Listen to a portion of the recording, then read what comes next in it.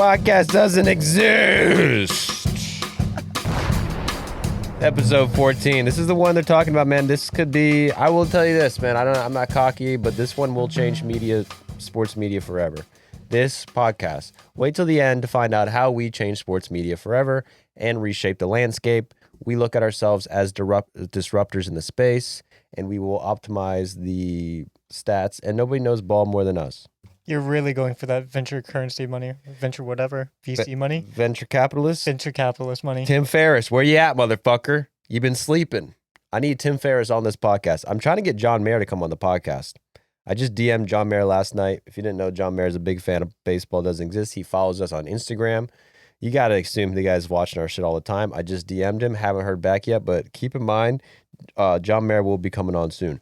We're also trying to get other people on. Who was the famous actress at the fucking Giants-Yankees game? Emma Stone. Emma Stone. You have an open invitation. Julia Casablancas from The Strokes. You have an open invitation. Those Marcelo Hernandez. No, I don't. Who's that? The guy from SNL. Yeah, the guy from SNL. Yeah. He doesn't have an open invitation. I'll have him on though. I'd have him on. So he does have an open. But he's not my North Star. I want Julia Casablancas and I want John Mayer. Does John Mayer really follow BDE? Yes, dude. Keep up. John Mayer does follow. Look it up. Gravity. Exactly. Speaking of gravity, the fat fuck Rafael Devers. No, I'm just kidding. That was fucking rude. That guy stays close to the ground. That fat can't even play the field. Too fat for first base. Didn't think it was possible. Because Rafael Devers, if you didn't know, there's this drama going on with the Red Sox, right? And mind you, you're talking to a guy who just came back from a doubleheader in softball, still doing the podcast. Did I play the field all 18 innings? Yes. Were they 18 innings? No. It was probably 10 innings. I played the field all 10 innings. Shortstop, leader of the infield, right? Did we lose both games? Yes. Did it make a fucking difference? No. I went out every fucking game, every inning, and played my position like I was paid to do. Guess how much I get paid to play slow pitch softball for the Maestros? $10 million. $0, Mitchell. And I fucking had to pay to play, dude. I'm paying the organization and the league to play slow pitch softball. And I still did it, man. I didn't take an inning off. But Rafael Devers, who just signed a $331 million contract, was that right? 2 seasons ago. He signed for $331 million. And Rafael Devers was a third baseman at the time. We all remember. And what would he rank in terms of third baseman, like in, not defensively, but just an overall? Like top 5 minimum. So by the time he signed that contract, he was a top 5 third baseman in the league. Hands down, I would agree. I mean, Devers, honestly, I would say Devers has been a little underrated throughout his career. The guy hits as good as anybody. Fielding, though, was never his forte. Do you have his defensive stats right now? He had, I believe, 8 consecutive seasons where he led the league in errors. He was one of the worst defenders by outs above average. I want to say there was only one guy worse than him over the 8-year span. Just like blowing it on defense. Defensive run saves hates him. Outs above average hates him. He makes a bunch of errors. Whatever your preference is defensively, not good. No. No matter where you look at it, if you're an old school guy and you just look at errors, he's the worst in baseball. If you're a new school guy and you don't think errors really tells you much and you're really into the metrics, they also have him as the worst in baseball. Now, defensive metrics can get a little weird because a lot of them you can't even really compare players who started playing before like the early 2090s, right?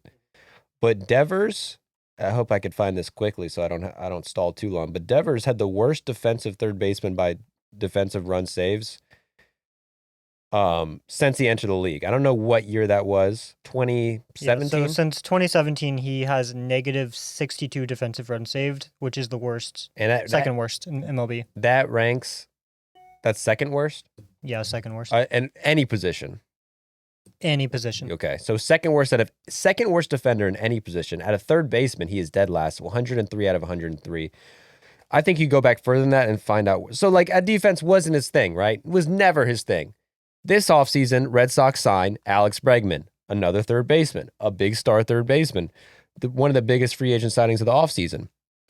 Anyone with half a fucking brain knows that if we get Alex Bregman on the team, Rafael Devers, you're the perfect guy to be DH. You're an amazing hitter. You're not a great defensive third baseman. Just be DH. Maybe learn first base a little bit. He had a problem with that in spring training. He said in spring training, I will not play third base. Do you have the actual quotes, Mitch? This is also the problem with Devers. He doesn't speak English, or if he does, he doesn't speak at an interview. So it goes to a translator, and then there's always a debate of what he actually says. But the quotes were pretty. I mean, he had time to clarify. So on February 17th, Devers says, third base is my position. It's what I play.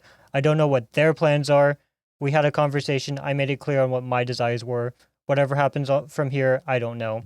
He said no when asked if he was willing to become a DH, and that was without his interpreter. Yeah. And then there's also been some other things that you found that he was a little upset with the organization, not even about playing, right? Like he's had beef with the Red Sox front office since basically he signed the extension. So he signs it in the offseason of 2022-2023, like on New Year's Day 2023. The Red Sox then go 78-84. Then Devers says in 2024, he basically calls out the team for not doing anything during the offseason because he's like, I feel like we're good, but they're not spending anything. That was, let's see, the offseason they had fired the GM. So he called them out after they fired Chaim Bloom. Yes. And that's another important thing to know is Chaim Bloom was the guy who signed Devers to that contract. They had a GM, Chaim Bloom, who signed him to a 10-year, $330 million contract. Then he got fired almost immediately after, right? A season after or that same Not offseason? even. Like 9 months later. So 9 months later, now there's a whole new GM. And that's when he kind of started. It seems like there's a correlation between the new GM and him having issues with the org. That's what it feels like to me, where like he's saying stuff like, I don't know what their plans are. I take some people at their word. He says, I don't know why Breslow is like jerking me around. He's an ex-player. He should know what it's like. Mm-hmm. Yeah. So then we get to the season. I already covered third base. He was not happy about being moved to DH. At the end of the day, it's like, what are you going to do? The team's in charge. He's been DHing all year. He gets off to one of the worst starts in baseball history. I mean, what was it? What did it end up being? It was like 15 strikeouts and 22 plate appearances. Yeah. So, yeah, and no one struck out that much that early on. 15 strikeouts and 22 plate appearances. And, of course, 0 hits in that. 0 for 22 with 15 strikeouts. And I said on the spot back then, like, Devers has never really been known, at least to me, as a problem in the clubhouse type guy. Always seems like a very fun, happy, chill fucking guy who was beloved by Red Sox fans his entire career there.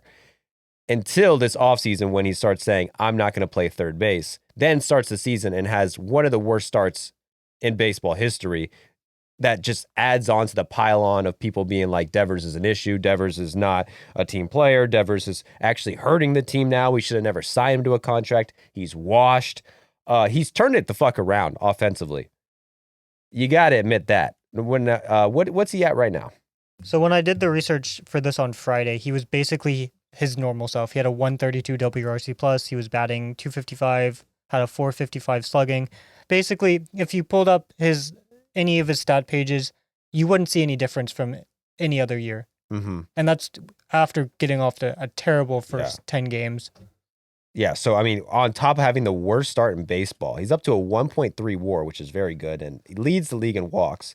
So 140 OPS plus. That's an elite OPS plus coming off the worst start in baseball. So he's been an elite player since the first couple weeks of the season. Been elite at the plate. So it's working the fuck out, him at DH. He was talking about being DH, now he's DH, and it's working out. He's hitting amazing. And Bregman, who's playing third, is also doing amazing. You'd think everything was perfect. Now, this is what happens this week. Tristan Casas, their first baseman, gets injured, hurts his knee. He's out for the season. It was a brutal injury. So the Red Sox do who's going to play first base? And Devers is like the perfect guy. You're a DH dude, and you said you wanted to field. You want to play third at least. Why don't you play? And they approached him with the idea of playing third. And then what did he say? The idea of playing first. Because they have a guy, Yoshida, whose shoulder's terrible right now. He can't throw the ball, but he can hit. And he was like a 110 WRC plus guy. Last year, he's an above average hitter. So the idea is they bring up Yoshida. He doesn't need to play the field. They move Devers to first base. Problem solved. Mhm. Devers goes, no, they can't expect me to play every single position out there. In spring training, they talked to me and basically told me to put my glove away.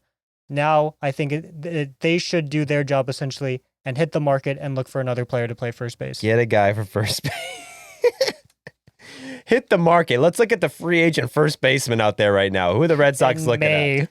Who's a free agent first baseman? You could get Anthony Rizzo on the Anthony team. Rizzo, former Red Sox prospect. And maybe he just loves Anthony Rizzo. That's the whole deal. I'm just going to pretend like I don't want to be it so Anthony Rizzo can have a job. I just saw Anthony Rizzo on TV with the receding hairline talking shop. I think his career might be over. You could make the argument that Rizzo deserves to have a job. A lot of people say that, but I'd say if you're the Boston Red Sox, you'd rather not have to go fucking sign Anthony Rizzo when you have a guy you're paying $331 million for 10 years. What is he getting paid the year? $27 million? $27 million this year, and I think it starts to go up to 28 next year. Dude, imagine if you paid someone $27 million. You said, you know what? I have a bank account and it has $27 million in it, and I'm going to give that to you. And then that guy was like, thank you. And then you're like, oh, can you do me a favor and like switch? Can you go like take the trash out? I know your job is to like clean the toilets, but can you like take the trash out? You don't pay me to fucking take the trash out. It's $27 million. You should fucking take the trash out. Play first base. Now, is he saying, I will not play first base under any scenario? That's where I was a little confused. And I saw some people saying that he just wasn't wanting playing first base now and that he needs time to practice. I saw some of those takes. I didn't look at exactly what the translation was word for word, but it seems like his issue is that the front office has not kept their word. So in December, before they signed Bregman, Breslow, the baseball operations dude for the Red Sox, said, we're confident in Devers in at third base. Mm-hmm. A couple months later, they signed Bregman, which says, actually, we lied. Yeah. They talked to Devers, say, hey, we need you to play first, or DH, put away your glove. That's something Devers doesn't want to do. He reluctantly agrees. He doesn't want to be a DH, but he kind of has no choice. And now they're saying, well, actually, Rafael, could you get that glove back out for us? So there's this quote, yeah, I don't think they stay true to their word. Mm-hmm. I don't understand some of the decisions that the GM makes. Next thing you know, someone in the outfield gets hurt and they want me to play in the outfield. So I think he's trying to just draw a line. He doesn't want to get jerked around like he has so far, but it comes off as not being a team player. Yeah. And here's the problem with that. And he makes a solid point. They are changing their tune. They're making them change. I mean, this is the second position change in 2 months.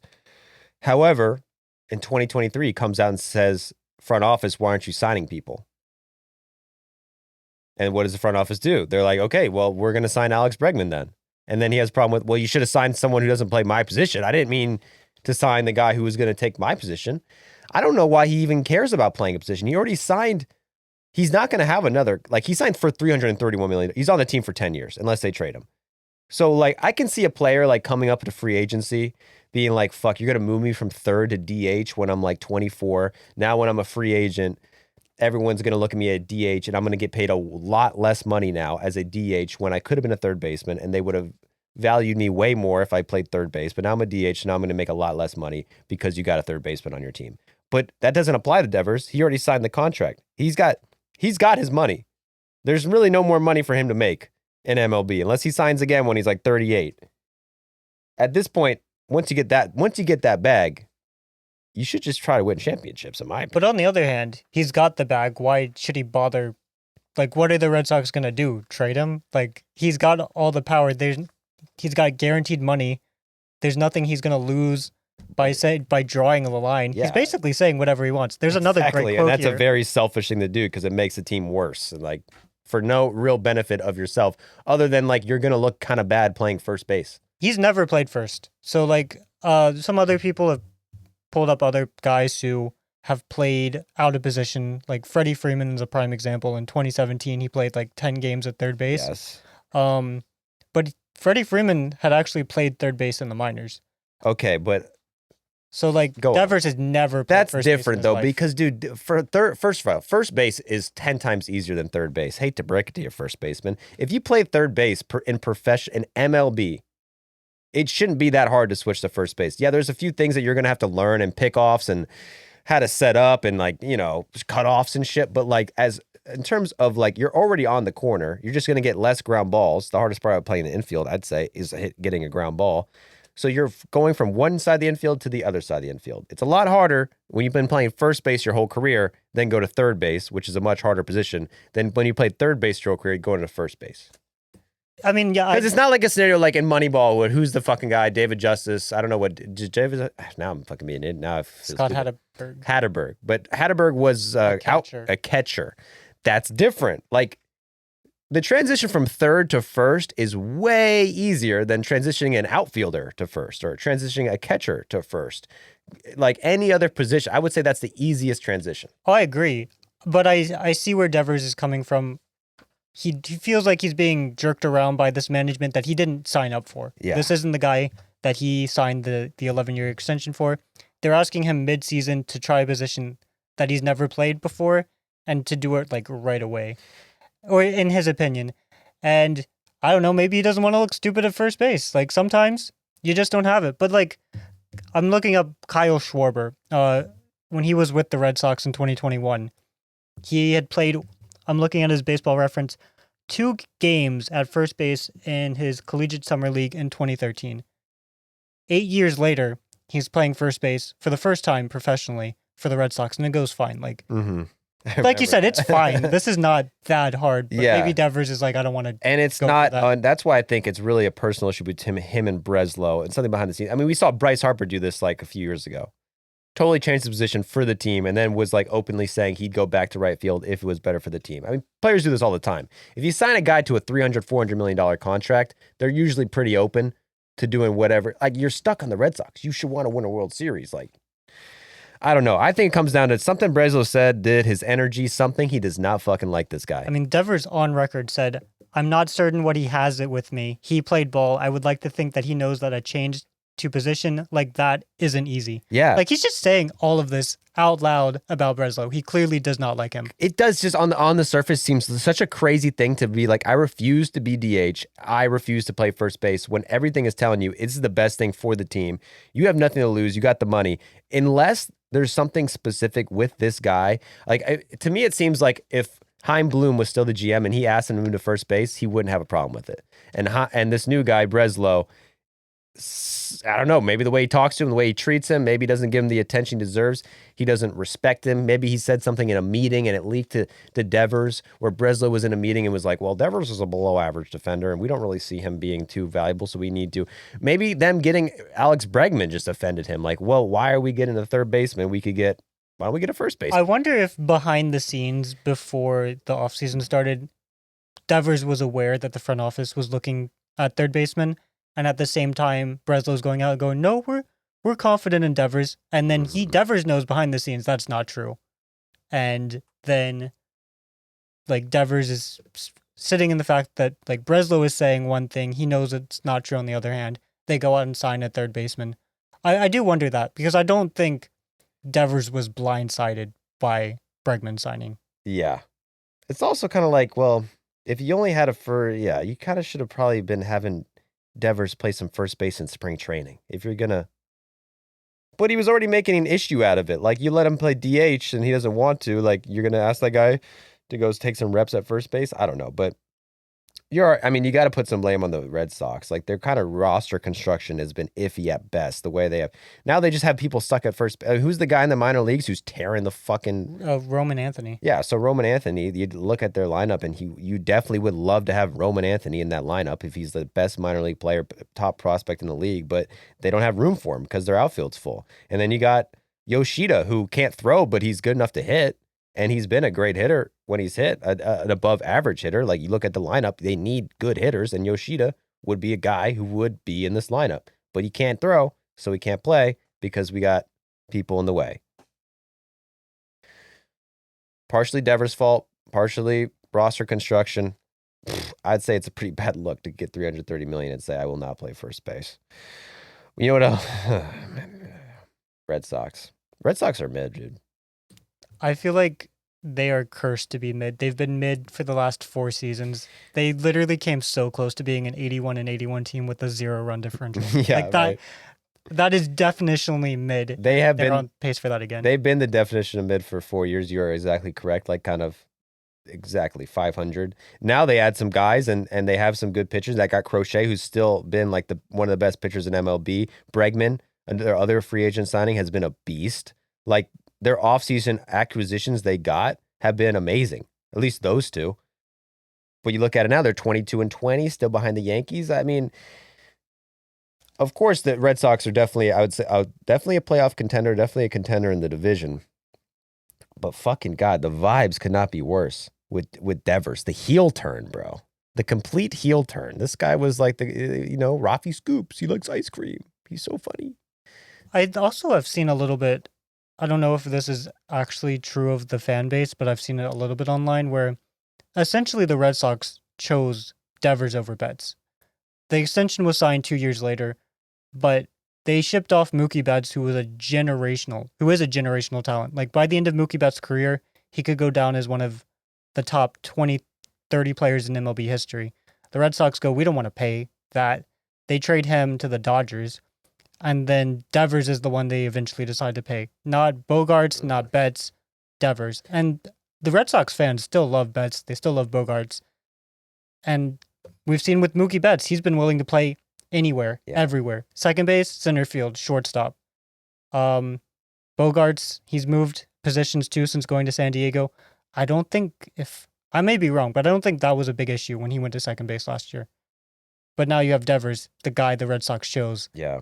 And he's digging in his heel. And then you look at those two contracts. Mookie got $360 over 12, and Devers got what do you get? $330 over 11. Same fucking contract. And Mookie Betts, before his track record, was much better than Devers. I mean, he signed it a few years before, I want to say, so you got to account for that. But looking back at it, yeah, you would have really liked to sign Mookie Betts instead of Rafael Devers. Not that Rafael Devers is a bad signing based on his stats, but like Mookie Betts is Mookie Betts. Mookie is at 80 WAR already, and he still has like 9 years to play. Yeah, so it's tough. It's tough if you're a Red Sox fan. We're here for you. Stay strong. The vibes. That's up with the Braves. The Braves, Acuna's tweet, we were the best record in NL for the last few weeks. This weekend, we totally fucking trashed that. And we're back to being shit, and I'm off the Braves right now, but we'll get back to that later. But it's fucking... sometimes the bad vibes can be good vibes, and then the good vibes turn into bad vibes. We go to Pittsburgh. We got the Reds in Pittsburgh for 6 games. We're going to be good again. And then you don't, and you're fucking... We're mid as the Red Sox, as they say. No, he's not mid out, Aaron Judge. Yankees beat the Athletics 2 out of 3. But John Fisher doesn't get what he wants. Aaron Judge did not homer in Sutter. Oh, man, that was his dream. Yeah, it's sad, dude. The Athletics risked everything. I mean, this is a team that they've been in Oakland for how many years? I mean, decades, right? They throw it all away just for the dream. Like, we could play in Sacramento. Dream come true. We're going to risk it all. We're going to get all this bad publicity. Everyone hates us. Sell the team. People throwing fucking fireworks on the field. All this shit show for years just so you can move to Sacramento and have the dream of Aaron Judge hitting a home run in your park. And he doesn't do it. If you don't know what we're talking about, the owner for the Athletics, John Fisher, when they moved to Sacramento, had a funny-ass quote where he was saying, there's going to be big-name stars in Sacramento now. And he had a quote saying that Aaron Judge will be here hitting home runs, which is a bad quote because why would you highlight an opposing player hitting a home run against your own team and phrase it in a way that's actually positive? Which he did. So John Fisher is rooting for Aaron Judge to hit a home run in his stadium. Aaron Judge does not hit a home run in his stadium, but does go 7 for 14 with 5 RBIs and 2 doubles. So I would love Aaron Judge just like, because Aaron Judge is from NorCal, like he's from that area, Fresno. So he probably grew up like, maybe, I don't know what he grew up as, but an Athletics fan. I think he grew up a Giants fan, but he's probably pissed that they're moving for Oakland. He probably thinks it's bullshit. So he came to Sacramento, tore the fucking Athletics apart, embarrassed them, going 7 for 14, but didn't give John Fisher what he wanted, didn't hit a home run. Woo! I like your John Fisher voice quite a bit, to be honest. I'm John Fisher. I'm John Fisher. I don't know what he sounds like, but I bet it's a lot like that. No one does, dude. He doesn't fucking talk. He hides. That guy didn't go to a game for like 5 years. Dallas talks about this. I don't know if he's talk about this publicly, so maybe I shouldn't say it. But like, there was just a time, which, that's not even from him. That's like just fucking note, like just like public information. John Fisher hasn't gone to an A's game in years. Like he disappeared because it's literally not safe for him to go to A's games. I mean, the whole fan base wants to murder him, wants him dead. And I think he's been showing up recently. When I went to spring training and we did with Baseball's Dead, we went to their spring training facility to interview players. John Fisher was at the spring training facility and it was like crazy. People were like, holy fuck, the owner's here. We haven't seen this guy in since 2019 or 2021. And I think he is in making some there he is. He's in Sacramento or no, this is 2022. He takes a picture with a fan who's wearing a shirt that says steel bases, not wages. Oh yeah. I remember that. Still bases, not wages. It would be better if it was a sell the team shirt. But hey, we got to stick up for the little guy, you know? These major league players need to get paid big bucks. But yeah, so Aaron Judge continues to lead the league in every fucking category. But don't forget about Shohei Ohtani-san. May 5th, since May, Ohtani, 5 homers in 9 games. OPS over 1,400, slugging over 900. And did you see his walk-off against the Diamondbacks? Ooh, nasty, bro. The Diamondbacks-Dodgers series was a shit show. At least the second game of the series, where the Diamondbacks hit like 2 game-tying grand slams in the first 2 games of the series, which is insane. But who was it? Which Gurriel? Lourdes Gurriel hit a home run and did the frickin' two fist up Selly because he hit a grand slam to tie the game.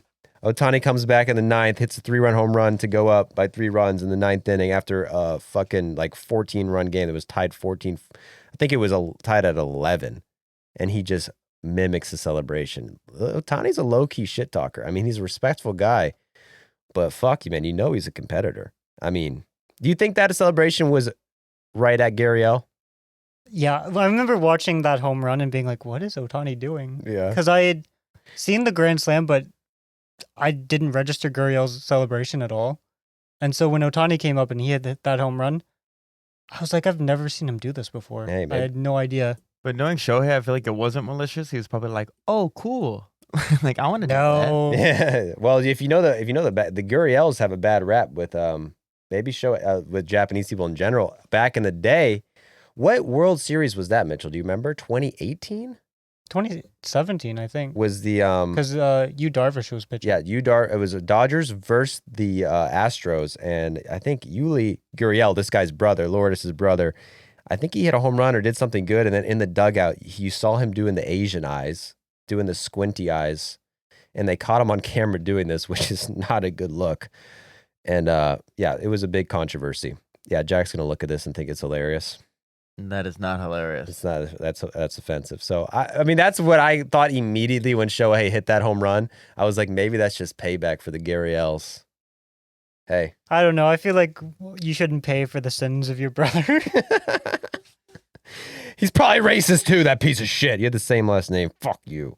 Dodgers win. Dodgers take 2 out of 3. But for the Diamondbacks, one thing you can hang your hat on is Corbin Burnes looked electric, dude. Corbin Burnes, who we poo-pooed on, has been looking a little sluggish this season, then went on the IL, or did he just miss a start? Did he go on the IL? No, he just missed a start. So he missed a start with shoulder inflammation. Before D-backs fans come at us, I do want to clarify that it was a series split. It was a 2-2. Okay, that's better. I mean, it was a great series. Snakes alive. Snakes gave the Dodgers all they could handle. And yeah, Corbin Burnes, what was his line? He shut him out, right? 7 innings, no runs, 5 hits, 2 walks, 5 strikeouts. Now look at Corbin now, 2.95 ERA. We were talking about him like he was washed, but that's really good. His strikeout per 9 is still 7, which is way lower. That's a regression. But hey, when you get older, you find ways to get outs. When you shut out the Dodgers lineup through 7 innings, you gotta give him a shout out. It is interesting. He had a lot of improvement in velocity across his entire pitch repertoire. But then I looked at his 2024, and they're basically still all lower than his 2024 stuff. So he's throwing slower. So his average pitch velocity on his sinker, which is basically his fastball, on April 30th was 94 miles an hour. His most recent start was 95. His cutter on April 30th was 93. On May 10, it was 94.9. But both of these are slower than his 2024 averages. Yeah. Well, I guess his 20. How long did he pitch in 24? because this okay. Yeah, he was averaging 97 on the sinker last year. Now it's 95.5. So 1.5 mile per hour drop. But in 2023, he was actually where he is at now.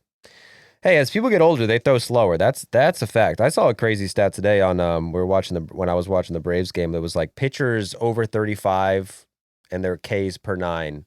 And Chris Sale was the leader with like a 10-9 or something crazy. But the only people on that list, like pitchers over 35 who dominated, was like Scherzer, Kershaw, Verlander. Morton has to be up. And Morton was there too. And then you think about it, they're like, I mean, those are the 3 best pitchers of their generation. Like Scherzer, Verlander, and who did I say? Sale. No, not Sale.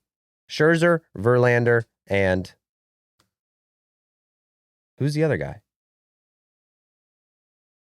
Kershaw. Sorry, Kershaw. I left Kershaw off that looked list. at me like I was gonna Yeah, what do you was it, Jack? Come on, Jack. You know this, dude. Come on.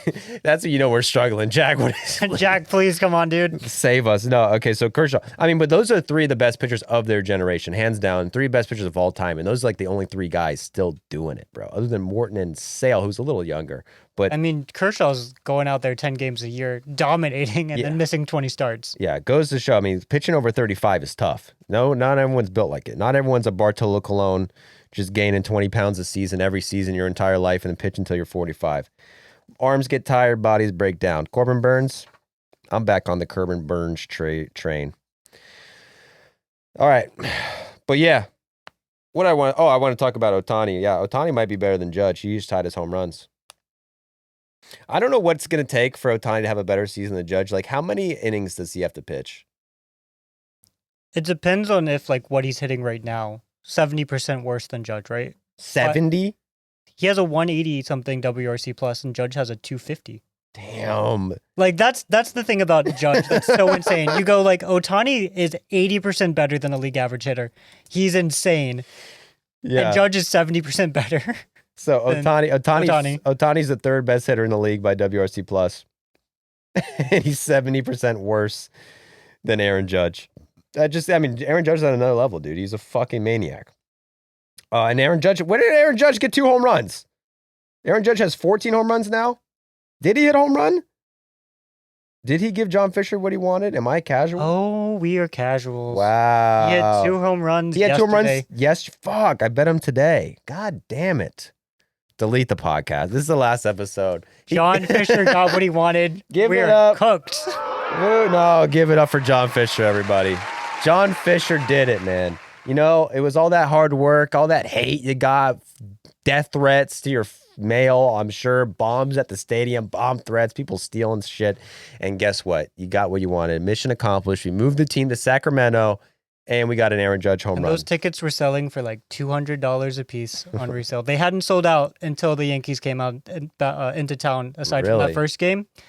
And then the Yankees came in and they started selling tickets. Sold it out. They all got John to see. Fisher's dream. Yep, he made it come true, bro. That's what, work hard. You work hard. You freaking have a dream and you put it out on paper. You put it out in the universe. Say, I want to make a team so bad that we have to relocate to a city that no one fucking goes to. And it's 100 fucking degrees and the stadium doesn't have a locker room. It's just so Aaron Judge can go there and hit a home run for the poor people of Sacramento. And he did it. God, John Fisher's actually a good guy. So, yeah. But back to the topic, Shohei. So now he's the 3rd best qualified hitter in baseball. I mean, every year's the same fucking thing, dude. It's just Aaron Judge and Shohei Ohtani, number 1 and number 2. Yeah. But I was looking in the past, since Ohtani has been going off since May. He's the 3rd best player in baseball since May started. It's been 11 days, granted. And guess who's he's behind? I have no idea. I did not look into this. Bobby Witt Jr. and Maikel Garcia. So the 2 best players in baseball in May are both in the same team, and they're on the Kansas City Royals, who have made us look like freaking dummies, dude. Actually, the AL Central in general has made us look like dummies. I mean, how many times have we talked about the AL Central and then me started by being like, they suck. They always suck. They're always the worst division in the league. They're going to be the worst division in the league this year. Yeah, the Twins are terrible, but it's the bad division. Who knows? Royals are terrible, but it's a bad division. Who knows? The past month, this season, 3 of the best records in MLB are in the AL Central. Now, who would have guessed that, Mitch? I came into the season high on the Tigers, and Literally no one else in the AL Central. Yeah. And look, Tigers have the second best record in baseball right now. Don't sleep on the Tigers. But they're not the hottest team in the division. They're actually on a losing streak, 2 in a row to DeGrom and the Rangers. But the Tigers, the Guardians, and the Royals are all in the top 6 in record in the past month. The Twins aren't even on that list, and the Twins have won 8 in a row. Twins are the hottest team in the league right now. These teams are all hilarious in their own way. Like, the Royals are basically winning because Michael Garcia and Bobby Witt Jr. are the only good offensive players, and their pitching is elite. Yeah, and I mean, hey, not to be, I'm the smartest guy ever, but like, I mean, it was obvious that they were going to have to. I mean, the reason why they were good last year was because they had amazing starting pitching, and this year they have amazing starting pitching. All of a sudden, they're second in the league in starting pitching ERA. Which, I mean, when we first talked about them, they were not that high. They were probably mid to below average. Their relief pitchers are also really good, 5th in ERA. And then, yeah, you get Bobby Witt Jr. and Michael Garcia be the 2 best players in the past month. Like, then you get a fucking team that are wrecking. What is the Royals' record during the streak? Because, I mean, this is like the 3rd podcast in a row we've had to say sorry to the Royals because they just can't stop losing. Oh, my God. So since April 20th, 420, dude, the 420 turn. Let's look at the StatMuse, the ChatGPT of stats. So since this month began, they are 8-2. Did they win today? They won today. No, they lost. So they're 8-3. Yeah.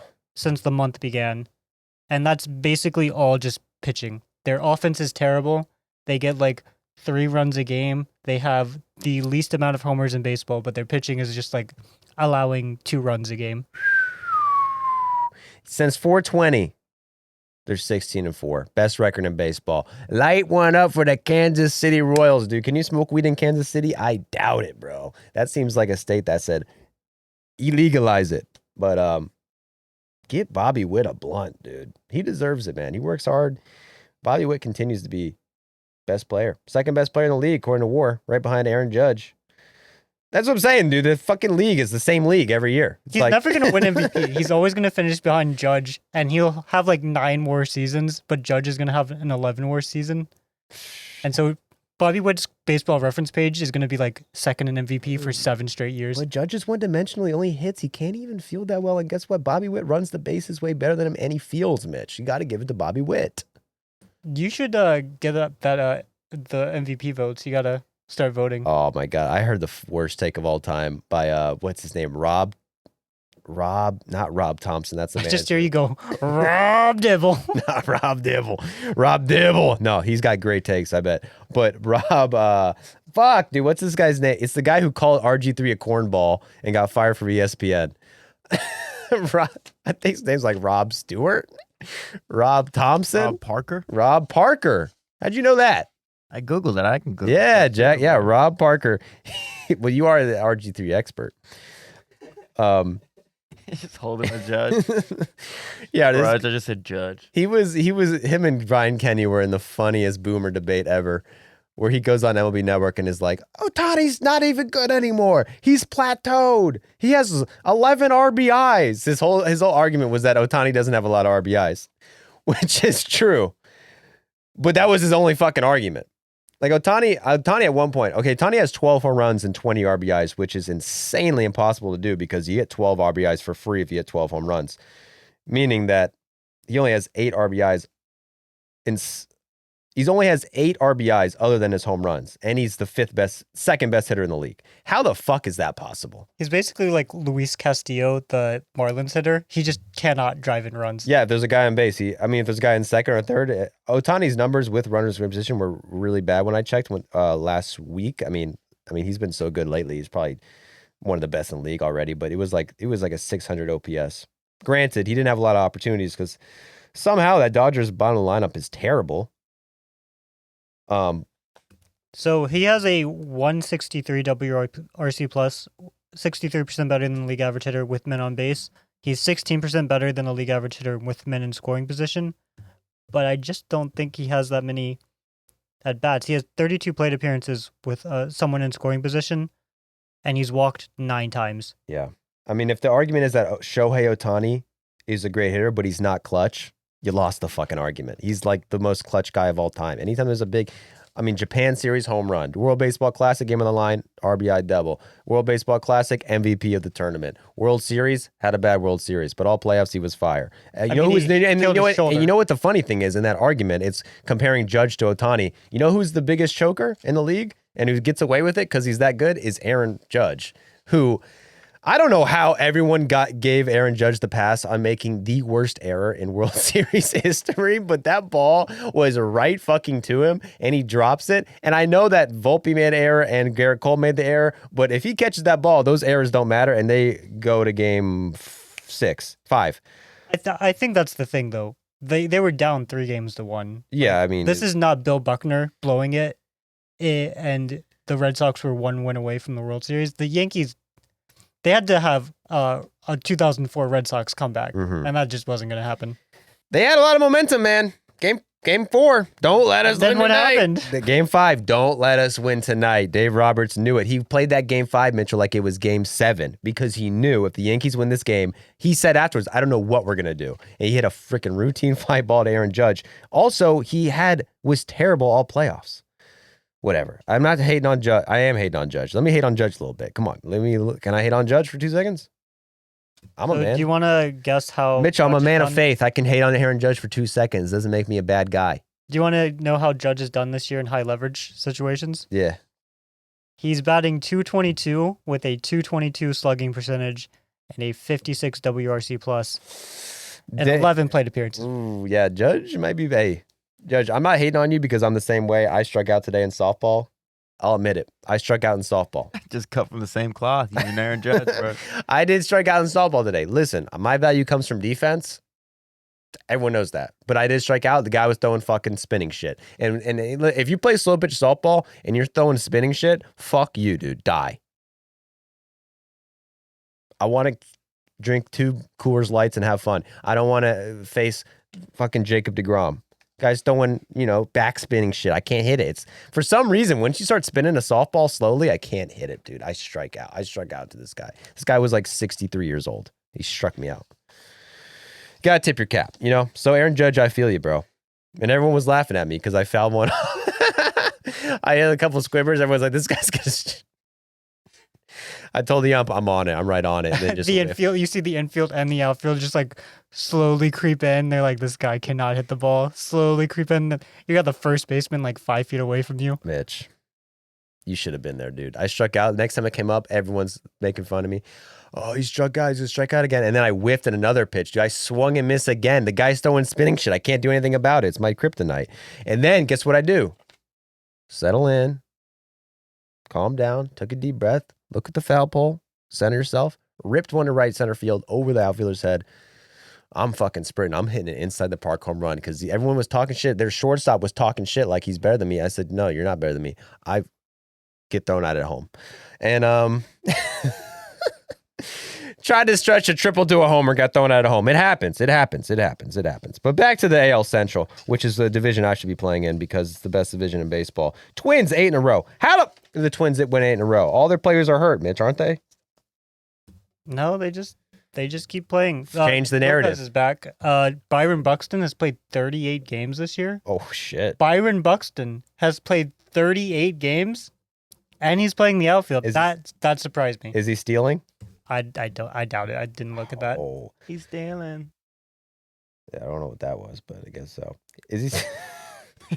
that was a live drop. This is Jack basically being like, man, I have no idea what they're talking about. Okay, so we just established since 420, the best team in baseball, the weed team, the stoner team, the official stoner team of 2025 is the Royals. The best record since 420. That's important stat to keep track of all year round. But the best record in baseball since April 22nd. You want to guess who that is? Is it the Twins? It's the Royals still. But the Twins are right behind them. So the best records in baseball since April 22nd. Royals number 1, Twins number 2. And the Cardinals number 3. Dude, all these teams that we thought were going to be mid are having a great April to May. They're creeping up on me too. When I saw in the doc you put Twins 7 in a row, I was like, What? Since when, man? And I'm glad we can give the Twins some shine because the Twins are probably, I mean, there's a lot of teams like this, but like victim to being a small market and not getting a lot of attention. I feel like the Twins are probably, I mean, in 2020, what was it? 2019? They set like the record for home runs in a season. They had 7 guys with 30 or more Yeah. homers. Could you name 3 of them? I mean, we could, but like an average guy, Nelson Cruz, Jorge Polanco, Eddie Rosario. Max Kepler. Kepler. You know, these are not household names. These are not. Didn't Mitch Garver have 30 homers in like 60 games? I wouldn't be surprised. But hey, man, you got to tip your cap to the freaking Minnesota Twins. Once the weather gets warm in Minnesota, the Twins come out to shine. I love it. Maybe that's why, because they were getting injured because it was cold, but now it's warmer. They're not getting injured as much. How's our guy doing? Speaking of injuries, who's the guy who always gets injured? Oh, Royce Lewis. Oh, he just came back. What's his stats looking like? I bet he's got like a 4,000 OPS plus in 10 games. Why is he not even on here? I feel like Roy. Oh no, he. Ooh. Oh, holy shit. I don't want to even say this out Oh loud. my God. Well, granted, he's only played 5 games, but Royce Lewis is 0 for 13. He's batting 0. He got 2 hits today. Okay, he's back. But before today, he had a .071 on base percentage. 5 games, but hey, 8 games in a row, and you add Royce Lewis. It's looking good. Pablo Lopez has been a beast.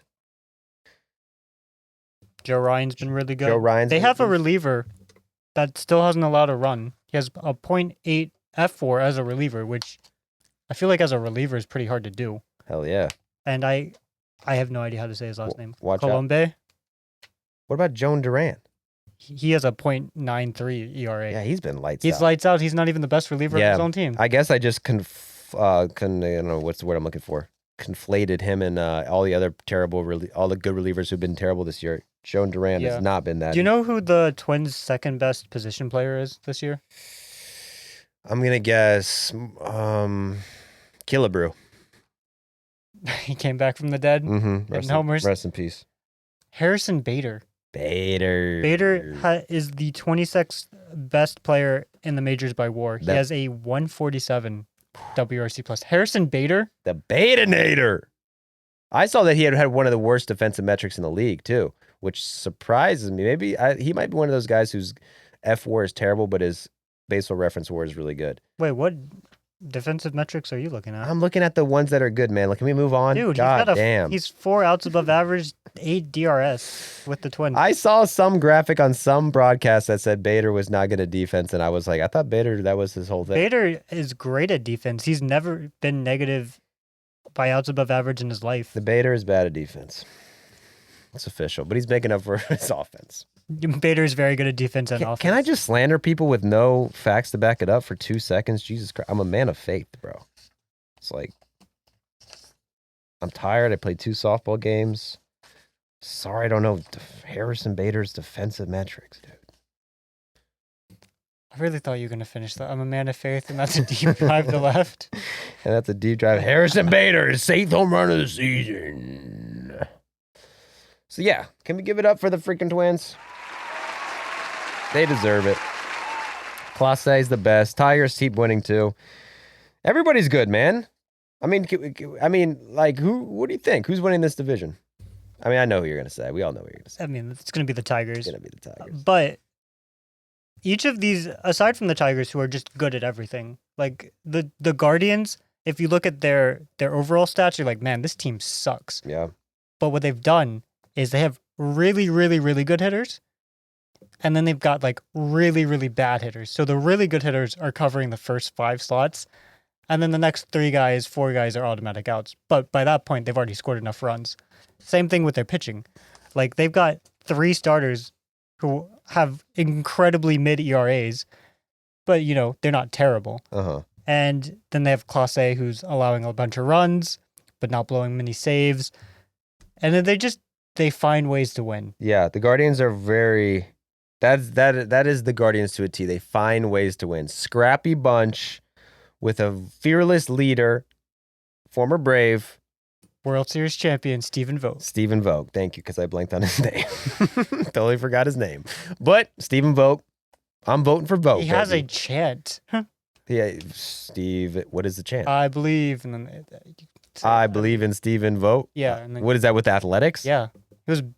He Athletics, plays like that shit. right field for the A's. The A's fans love him. And they just chant it. Yeah. Well, they have the 6th best record in baseball and have a negative run differential. So what Mitchell just said, they find a ways to win. That supports that theory. I mean, negative 17 run differential, yet they're 23-17 and 2.5 games back of the Tigers. Yeah, the playoff odds are crazy for this because, I mean, the Royals went from having a 20% playoff odds to getting up to 61 in about 2 weeks, from 420 until May 9th. Twins, they went from 29% to 50% in a week. The Guardians at one point were down to 18%. They got up to 46. And the Tigers, I think, have one of the best in the league with 85. And then the White Sox, they got up to 0.1% on March 19th.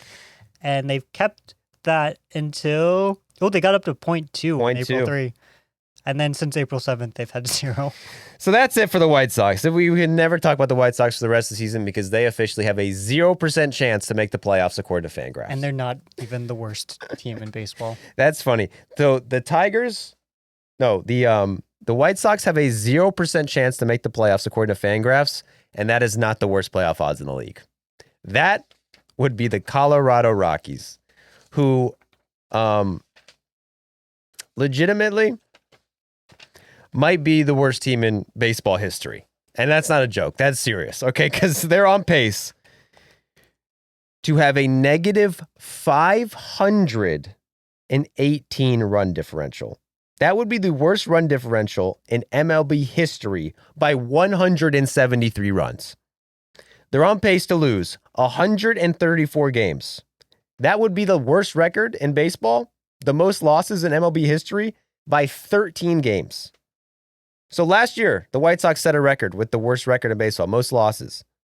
The Rockies are on pace to lose 13 more games than the White Sox last season. They have a team WRC plus of 64. That would be the worst offense, you guessed it, in MLB history.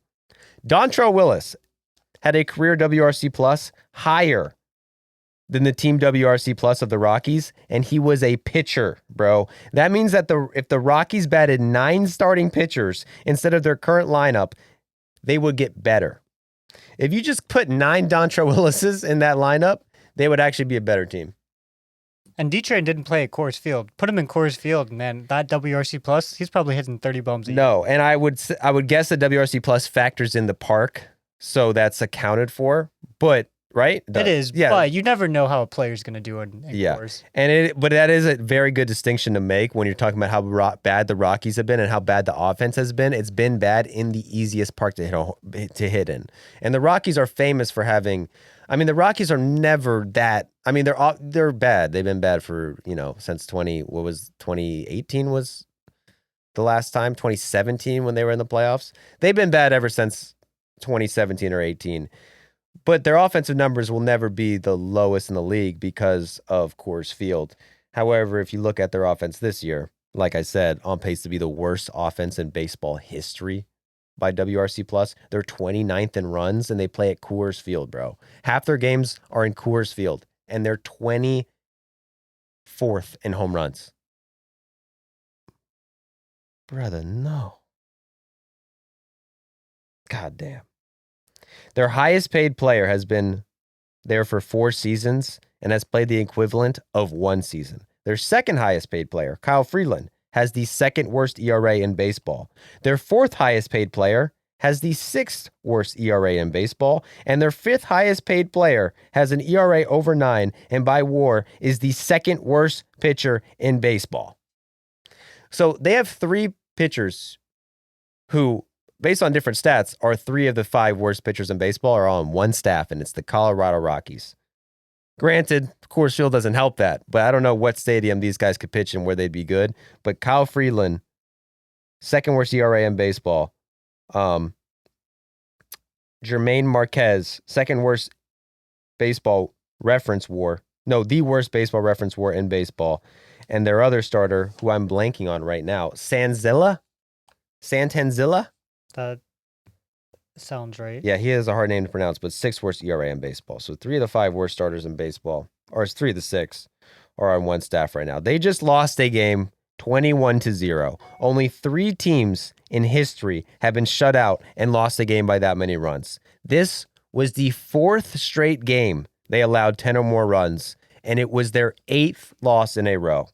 That's the 3rd time this season they've lost 8 in a row. 3 8-game losing streaks, and it's May 11th. That is not fucking good. And somehow 28,000 Rockies fans were there to watch it. This was like a fucking 38,000 fans. Somehow 38,000 Rockies fans were there to watch. Almost a sellout to watch one of the worst teams in history lose 21-0 because they have the cheapest beers in the league. You can get a Coors Light at Coors Field for like $2. So there will always be people in Coors Field drinking Coors beer, watching the worst baseball they've ever seen in their life. Their GM said before the game, despite all these losses, that they still trusted their manager, Bud Black. Less than 24 hours, they fired their manager, Bud Black. So we'll see what happens. Will they become any better without Bud Black? I mean, it doesn't get much worse than that. But they did win today. We got to give them their flowers. They beat the Padres. They beat one of the best teams in baseball, Mitchell. The San Diego Padres came to Coors Field, and after putting up 21-0, lost to the Rockies. God damn, Rockies. What is going on with the Rockies? I think it's hilarious too that the pace that they're on to lose is after they won a game. Like, this is not us cherry picking after their in the middle of their 8-game winning streak or losing streak. This is after they've won.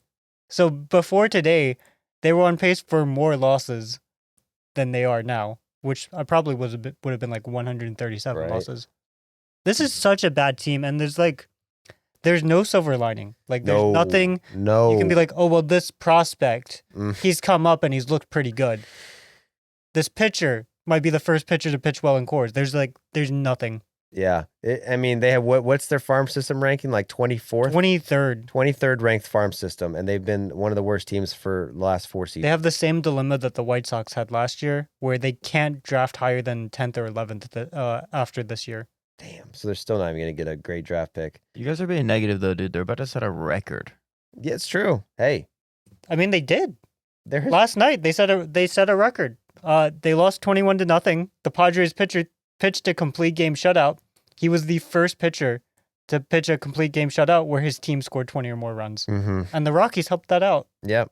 So, hey.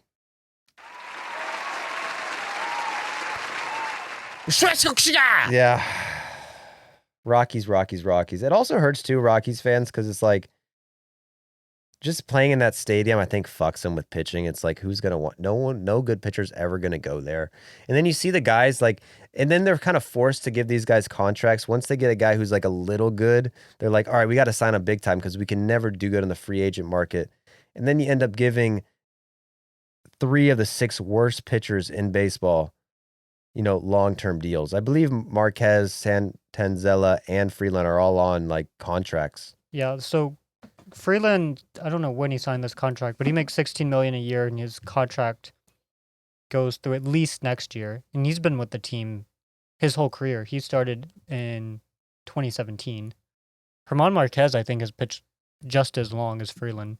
Yeah. So I mean, look, this their 1, 2, and 3 starters: Freeland, Senzella,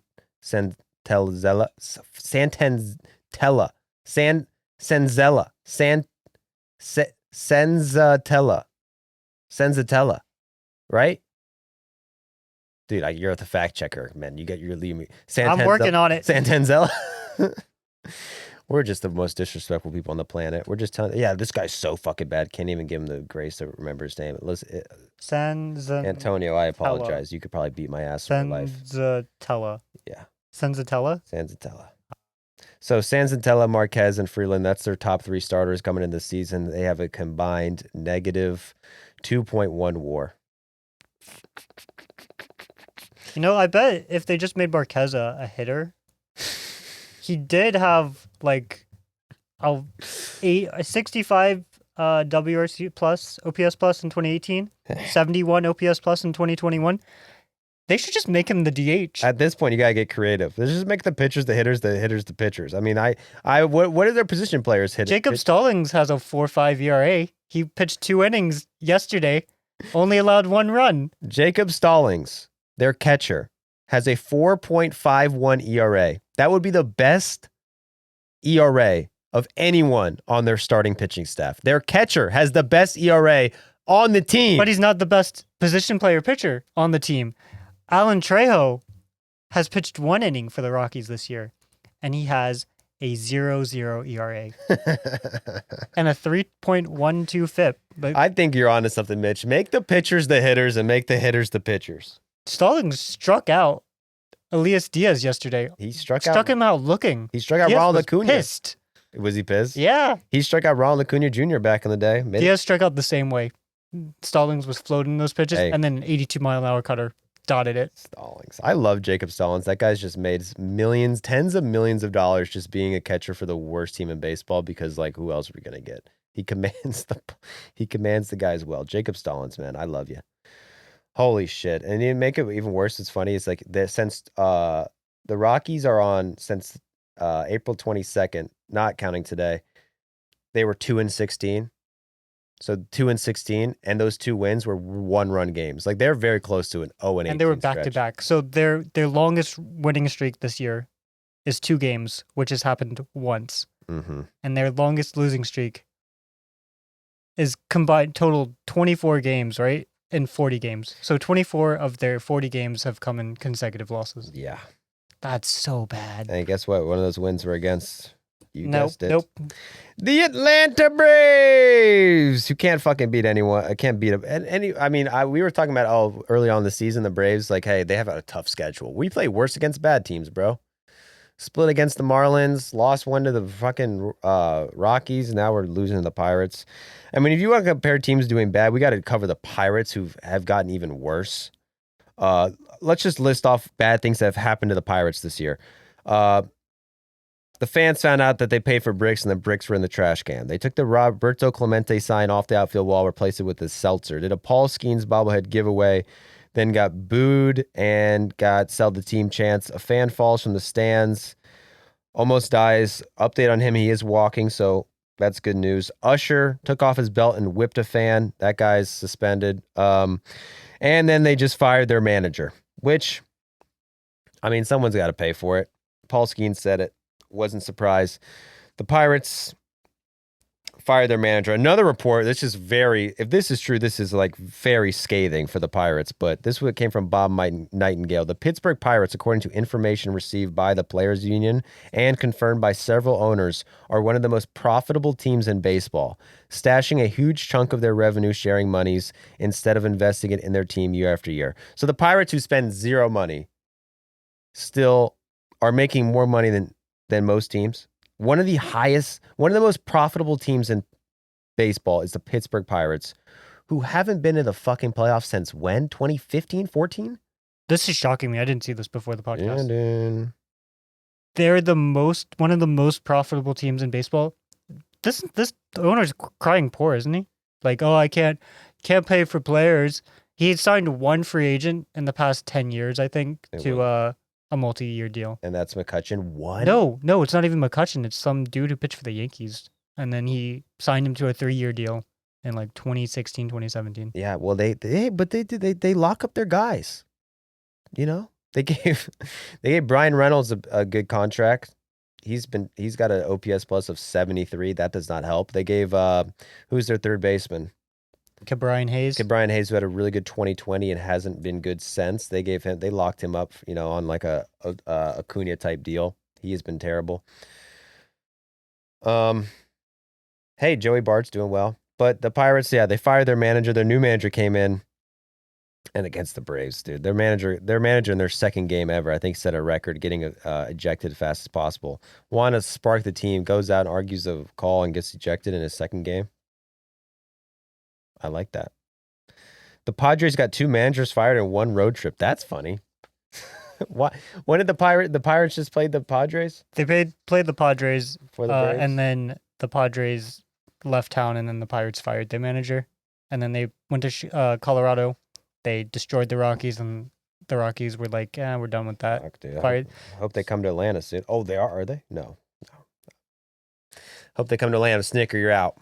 I don't want to fire Snicker. But the Braves, I mean, We just told you how bad the Pirates were and all the L's the Pirates have taken, but the Braves just lost 2 out of 3 to the Pirates, which fucking is a kick in the balls, dude. The Braves just can't do it, bro. I mean, the Braves, 9 of their last 11 games have been by 1 run, decided by 1 run. They're 5-6 in those games. So they just can't, we can't win a game by anything more than 1 run. I mean, we've been all right in close games. We've been good in extra innings. That's because of Scott Blewett. Just locks down the extra innings. Yeah. We're undefeated in extra innings this year. Thank God. Because if we weren't, season would be over. But 9 out of our last 11 were decided by 1 game. And when the games are decided by 1 run, Mitchell, you know what you need? A good bullpen. You need a good closer. We have a terrible closer so far. Rafael Devers, I think 3 blown saves, or today might have been his 4th, or maybe his 3rd. I don't know. Either 3 or 4. He's got a 5.4 ERA. He's given up. Last year, he gave up 4 home runs all season. This year, he's given up 6 home runs in 15 games. 3.6 home runs per 9 innings is the highest in MLB. Our closer by WAR, Fangraphs WAR, is the worst pitcher in baseball. Our closer is less valuable than Charlie Morton. Why the fuck did we why did we sign Charlie Morton, make him the closer?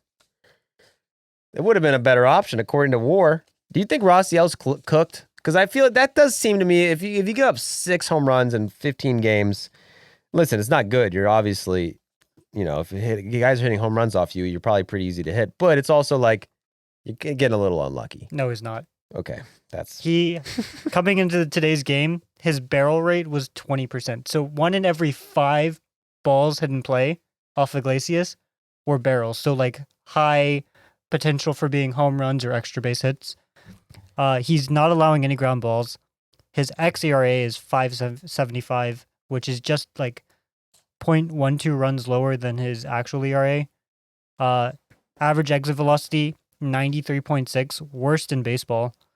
He's not getting unlucky. He's getting smoked. Like today, I think he got a little unlucky, but like before today, no, he's just allowing home runs. Yeah. Like against the Reds a couple of nights ago, can't even remember who was up. Rhys Hines. Yeah. He throws 2 sliders to Hines. Hines can't touch it. They're like way out of the zone. So Iglesias goes, I'll throw another one. He throws a slider right down the middle. Hines crushes it. Yeah. And we won that game. I mean, that's the thing. Like the Braves, since the Acuna tweet, I tweeted this out the other day, going into the series against the Pirates, I was feeling good because we had the best record in the National League since that tweet, which was like 2 or 3 weeks ago. And then you go and you look back and you lose 2 to 3 of the Pirates. And then you go to the Reds and the Pirates and you're 3-3 against 2 teams that you should be way better than. It's just, it's a kick in the nuts. And that's been the Braves season where every game just feels like the season's on the line. Every other game, it's like, fuck. Like if we would have won today, I would have been positive about them. I'd said, oh shit. I mean, I thought they were losing yesterday. Like I get on the Metro heading home. I'm looking at this game. I'm like, oh man, they're about to lose to the Pirates. Mm-hmm. And then they win. And I'm like, oh, nice. I feel really happy. Yeah. Today, opposite. I'm like, But that's the thing, Mitch, is like, dude, if every game is decided by 1 run, it's like we could be way worse than this. And if you look at the numbers, like it looks like there's nothing really to get excited about. The offense was, for a stretch, one of the best offenses in baseball. But now you look at it, they haven't been that great. Even in the good stretch where we're the best team in the NL over like a 2 or 3 week stretch, the offense wasn't great. We're 21st in runs, 21st in average, 13th in home runs. Like that is what this team is supposed to be. I mean, we got Michael Harris the second hitting 7th. On paper, that's amazing. But I know you're about to say Michael Harris is washed. He's just not doing well. There's this thing on Twitter called MLB Deserve to Win-O-Meter. And this is great if you feel like your team is just getting really unlucky. Like, man, the Braves should be way better. Or like the Pirates, they're very unlucky this year, according to this. The Braves are at 0. They have as many unlucky wins, lucky wins as they do unlucky losses. So they, according to this, which is based off of like batted ball data and strikeouts and walks and everything, they're saying, no, the Braves are right where they should be. Mm-hmm. Yeah, Olsen needs to be a lot better. Ozzie needs to be a lot better. Even Austin Riley needs to be better. I mean, Austin Riley's doing good. Him and Ozuna have been doing good. But the other guys, like, Michael Harris, the second. Maybe Lawrence Butler was right. He's too fat now. Austin Riley's faster than Michael Harris, Really? according to sprint speed. I So saw him steal the other night. I'm like, Michael Harris was picking a fight with Lawrence Butler over who's faster, and you have thick Austin Riley Damn. faster than you. Yeah. Dude, Michael Harris does need to get on P90X. Probably. And that's not coming from a mean place. And he's not fat and he's jacked. But I think he was a lot better when he was lighter. It's a fact. I mean, I think with Harris, though, it's just he's very Javi Baez adjacent, where you've got just immense talent. Like, if Michael Harris could take a walk and force pitchers to throw him strikes, he would be a top 10 player in baseball. But he hasn't adjusted. And so pitchers have no reason to throw him strikes because he swings at everything. And that just takes away so much. Like, Michael Harris should be an elite base runner. He is. He's an elite defender. When he hits the ball that's in the strike zone, he's an elite hitter. But pitchers just throw him sliders down and away, or down and in, and fastballs high, up and out of the zone, and he swings every time. Sounds like me, Mitch. Sounds a lot like me. You at softball, great right? defender, but you throw those spinning things, bro. It's fucking tough. And I get it, Mike. I get it. We're going to work out together this offseason or during the season. Just let me know. We're going to get you back on track because Michael Harris is one of my favorite players. I mean, when I went to a Nats game when he was center field, he was killing out there, bro. Throwing balls to kids. Kid missed one, started crying, got him another ball. Oh, Michael, Money Mike. He was giving him the thumbs up. He was a beast. The thing with Money Mike is in like a month and a half, he's going to go on an insane hot streak. Well, we're praying for it. And it's just going to be like, oh, man, we should have need it. Stop talking trash about Money Mike. But right now, it's tough to watch. Right now, it's the Eli White and Drake Baldwin show. Thank God for those guys. I love Drake Baldwin. Thank God for Eli White and Drake Baldwin. Anyway, to a team that's way worse than the Braves, should be way worse than the Braves, but is doing a lot better than the Braves, the Cardinals, man. Another Central team. And we can't stop talking about the Centrals. We just love the Midwest. The Cardinals, who everyone was down on the Cardinals for good reason, they're in second place now, and they've won 8 in a row, bro. And how the fuck did that happen? I mean, they just played the Nats. That helps. Yeah, they were playing the Nats. I think they played the Pirates recently. Ooh. But yeah, they on paper don't look like a great team. Harder than it looks playing the Pirates, I'll tell you that much. They don't hit homers. They don't steal bases, but they get on base. Get on base. Money ball. Wilson Contreras was one of the guys who went the longest to start the season without getting a hit. Since I had it somewhere, but like since the beginning of the month, he's one of the best hitters in baseball. Mm-hmm. And Victor Scott II leads the team in WAR. For the commenter wanting to talk about Victor Scott II, I respect anyone with a second. Michael Harris is one of them. I think going with being the second is way better than being a junior. You don't want to be a junior. Junior makes you sound small. Yeah, being the second makes you sound distinguished. I'm done with Luis Robert. I'm done with Acuna. I'm back on Victor Scott because he's the second. But the Cardinals are really, really good at one thing, and this surprised me a lot, is they have the best defense in baseball according to outs above average. They have 25 outs above average. No other team has more than 15. So they're 10 runs better on defense than any other team in baseball. None of their players are below average defensively. So they're just running out guys who are elite defenders, and defense wins baseball. I love that. I love that being like, all right, we're in a rebuild. Let's just be good at one fucking thing. What's like the easiest thing to be good at? Let's just get players who are good at defense, see what happens. It's working. They also have our second league in average. Wait, can I chime in on something? There are a lot of slap hitters. Yes, Jack. The second is when you're named after someone in your family. Junior is when you're named after your father. Okay, don't care, bro. You know, this is the thing about facts and people telling me I'm wrong about shit. Don't care. Rather be wrong. You sound like a dork. Michael Harris II was born to Michael Harris Sr. Yeah, so Jack, jump off a bridge, Jack. How about that?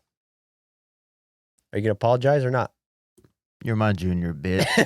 Oh, Buster. All right, my name is Jack Schwartz. Do you want to guess? I am Scott's forever name? going by Jack Schwartz II. I have been owned. I have been officially pwned by Jack Schwartz, and I am now Jack Schwartz II, or Jack Schwartz Jr., whatever you'd prefer, sir. JR. JR. JSJR. But yeah, go Cardinals. Fucking assholes. I hate anyone who's doing good right now. Because of my Braves and my Maestros, dude. I'm just wearing 2 losing teams. You go 0-2 in softball, your team loses to the Pirates, lose 2 out of 3 to the Pirates, you strike out in softball, get thrown out at home at softball. Striking out in softball, I don't know about you, but when I strike out in softball, I go to bed seeing that ball and whiffing at it and wondering how was I swinging 7 inches above the ball? It's an embarrassing moment. And hey, we've all been there. So not my first time striking out. I played a lot of softball games, but now I'm Jack's good little kid. I've never struck out in softball. Yeah. We got to get Jack out to a game. I was telling Miss this the other day. I've never connected bat to ball in my entire life. But you've never struck out? You ever had? Once we get that VC money, Joey's taking us to Japan. We're going to the Japanese batting cages, and we're going to watch Jack strike out. Yeah, it needs 40 to be. times. It needs to be in Japan. The batting cages are way better. There's no batting cages in America. We got to go to Japan to make sure it counts. We'll get the kilometers per hour. See what Jack's exit velo is. He's hitting 200 mile per hour exit velocity. It's kilometers. Dude, per hour. y'all are talking shit. What if I'm just nice with it though? Could be true. I mean, hey, but you got bummed elbow, buddy. Bubba, get that. You gotta get in that rehab. I think I could bat with the elbow just fine. I think it's just the throw button. DH, baby. And you're like a Rafael Devers type. You're a me guy. You're not about the team. You want to talk about Jacob deGrom a little bit? Let's save Jacob deGrom. Let's save Jacob deGrom because on Wednesday, a little tease for you. I think we did. I think we changed the fucking whole landscape to sports media. Is completely fucking different now. If you guys would go ahead and like and subscribe and just tell me in the comments how you'll look at sports media differently now. Because I feel like ESPN is probably going to change the way they do things. Because everyone's like, why doesn't ESPN buy this podcast? We don't want to be owned by ESPN. Dude, We're better than ESPN. I tried to buy ESPN. I don't know why. I don't ever get that comment. You should buy ESPN. That you're like the best. These are the best analysts ever. You guys should buy ESPN and teach them how to be analysts. We're changing the name to Podcast Doesn't Exist Junior. ESPN is now Podcast Doesn't Exist the second. We're going to turn ESPN into a second channel. Just posting compilation vids. Get Stephen A. I would love to be the Stephen A's boss. Like, dude, why don't you just talk more politics, bro? Honestly. Me and Stephen A. just talking about a game I don't understand. Yeah, like, let's get Jackie Schwartz and Stephen A. talking Israel-Palestine for. I think I could get Stephen A. Smith to literally lose his fucking mind in a conversation. Stephen A. is one of the best to ever do it. And if you hate on Stephen A., you should hate on Stephen A. That's the whole point. Congrats. He's the fucking best.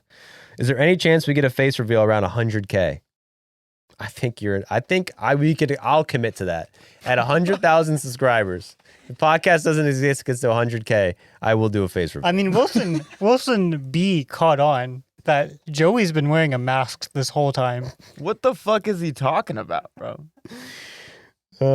This is not Joey Duffield is not actually a real person. This is just a man behind a mask. So at 100K, we will get you that face reveal. Wilson B, you're dumb as hell, bro. He probably thinks that I'm Jack, like I'm Jack and Jack is me. Why would you think that? I don't know. I mean, because your face isn't on camera as much. But, bro, we're literally all on camera. Yeah. The whole, Open your eyes, Wilson. You get some new glasses. He's not even watching the clips, this fucking guy. Brother, the clips are doing great on socials. How'd you miss it? Chad Cordero. This is a YouTube comment, too. Yeah, right, on YouTube. Do a face reveal. Kind of makes me think he's, like, hilarious then. He is.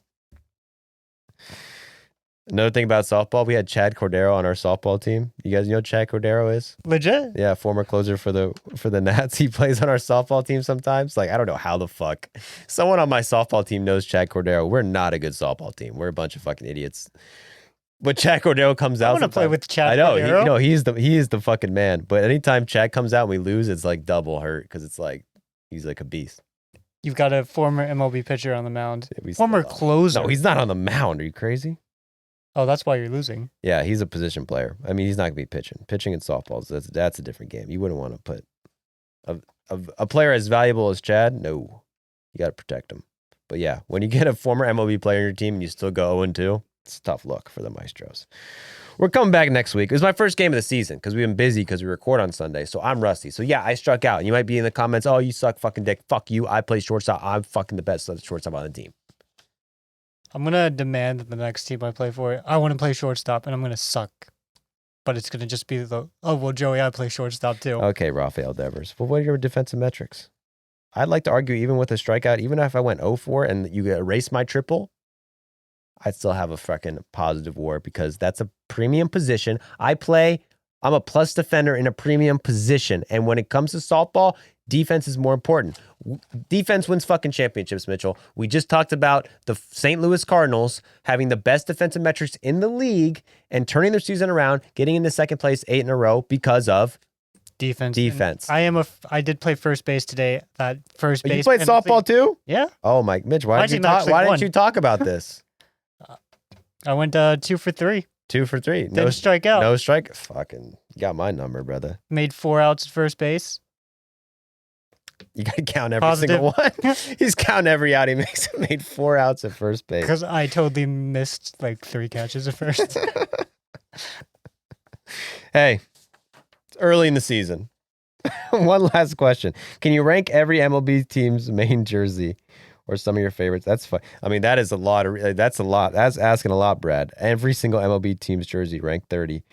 I'll tell you favorites. I'll tell you right now. I'll tell you some. I will get back, Brad. I appreciate this comment because I was just thinking about that, like a tweet. I want to go through the jerseys and show the ones I hate the most, and I will do that. So go to podcast. This is on Twitter. Everyone listening, please follow us. And Brad, you'll love it because we'll get a lot of the worst jerseys for you.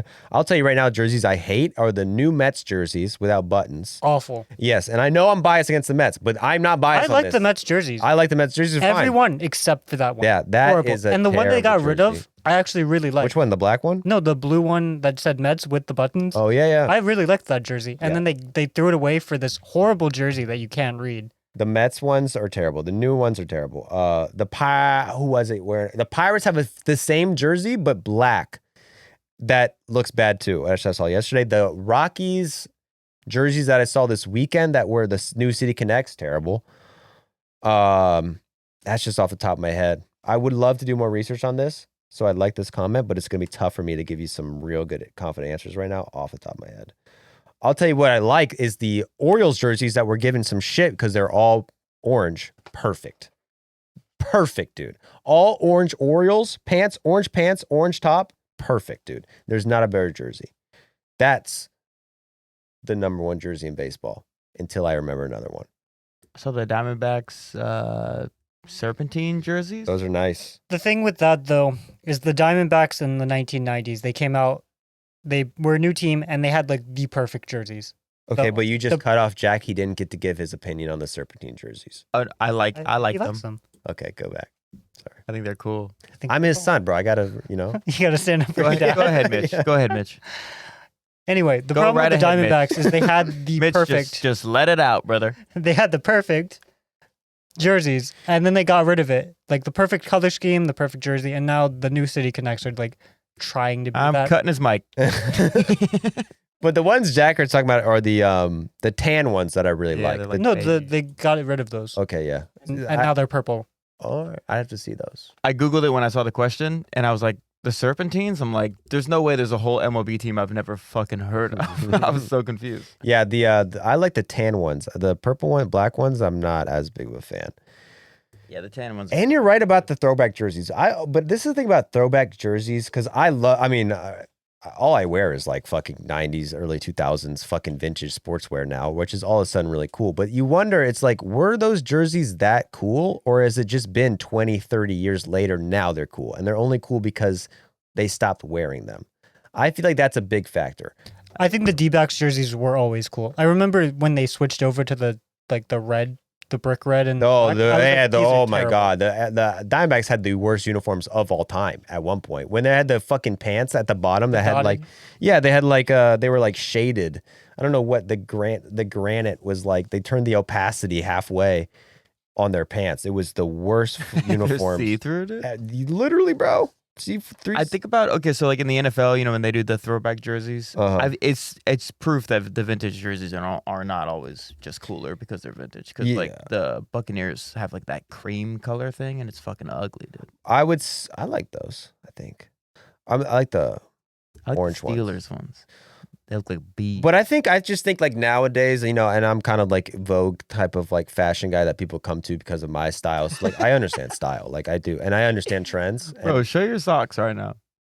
No, they're dirty socks. I just came from softball and I'm fucking pulling them off. See them? All right, I have dirty fucking socks. I can't know fashion. I'm just saying that 90s, early 2000 vintage wear is fucking in right now. So, like, I'm a Caps fan. I love the Washington Capitals. I went to the fucking playoff game. 2 playoff games this year. I love the Caps. They're fucking screaming Eagle jerseys they brought back this year, the black ones, fucking best jerseys ever. And they had those when I was a kid. If they kept those jerseys until now, I don't think they'd look as sick. But then you go into the red, then you go back, they look cool because it's in right now. You got to get rid of a jersey the Marlins jerseys are one of the sickest uniforms ever. The Florida Marlins pinstripes. But I remember as a kid not thinking they were that fucking anything. I thought they were just regular jerseys, nothing cool. Now, 20 years later, they look cool as fuck because it brings you back to a different time and place. And that's what fashion is. It's not about the look. It's not about style. It's a feeling, Jack. It's a feeling. Bring me back to the 90s. Yeah, I feel like I had. I was born in thing with 1998 and I have no nostalgia. The Marlins, the old ones, I also felt nothing. When they switched over to those orange and black ones, I was like, okay. But now that time has passed, but that's a revamp, and those are my favorite jerseys, maybe because those are the classic ones, but they have the teal. Those are perfect. That's Jersey Talk. Thanks to you for coming, episode 14. Just wait your fucking dick off for 15. Set your alarms. We'll be here on Wednesday night or Thursday. Either one. Bye-bye. Worst podcast we ever did do by far. Cancel it.